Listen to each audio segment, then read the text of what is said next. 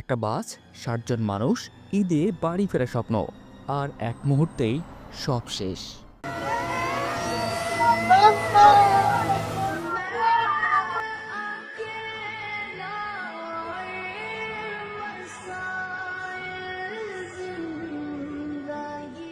আপনি কি নিশ্চিত এই ঈদে আপনি ঠিকভাবে বাড়ি ফিরতে পারবেন?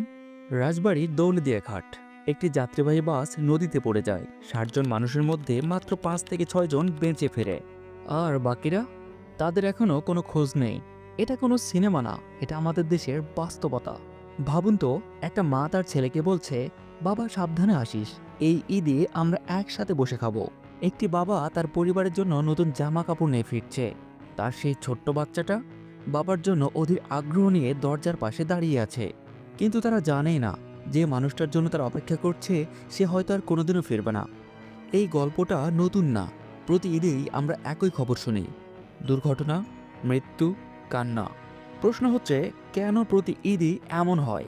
অতিরিক্ত যাত্রী, ঝুঁকিপূর্ণ ফেরিঘাট, অবহেলিত নিরাপত্তা, আর সবচেয়ে বড় আমাদের সিস্টেমের ব্যর্থতা। আমরা সবাই জানি সমস্যাটা আসলে কোথায়, কিন্তু কেউ সেটার সমাধান করে না। কোথাও কোনো দুর্ঘটনা ঘটলে তার ক্ষতিপূরণ স্বরূপ কিছু টাকা দেয়, আর বাস, সবাই চুপচাপ। একটা জীবনের দাম কি এতটাই কম? আমরা যখন বাড়ি থেকে বের হই, আমাদের একটা বিশ্বাস থাকে আমরা আবার ফিরে আসব, কিন্তু এই দেশে সেই গ্যারান্টিটাও নেই।